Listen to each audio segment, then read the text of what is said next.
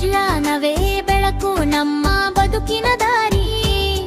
ಹೊಸ ಕನಸುಗಳ ಜೊತೆ ಸಾಗೋಣ ಎಲ್ಲರೂ ಸೇರಿ.